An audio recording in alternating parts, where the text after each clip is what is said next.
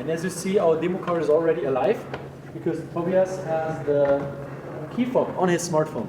Okay. Means the car can measure the localization of the smartphone with a new technology called ultra-wideband.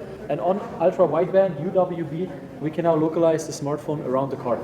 Means the door automatically opens until I put my hand inside and open the car.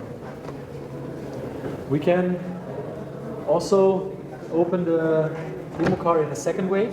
So now it was the car key, which is still around the demo car. But we also have in future more cameras. Camera is recognition by hand.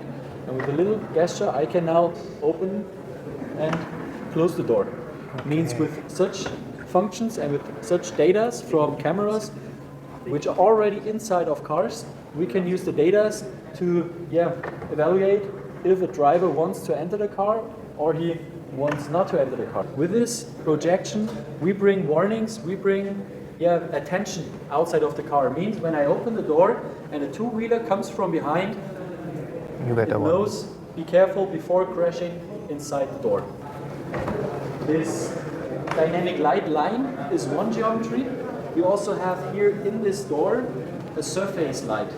Surface light is the trend of the future, bringing dynamic light and animation or ambient light into some areas.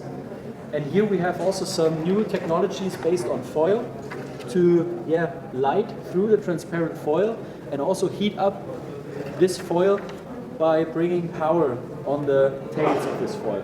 So we make surfaces smart, and with these smart surfaces we can make the time in the car as comfortable as possible.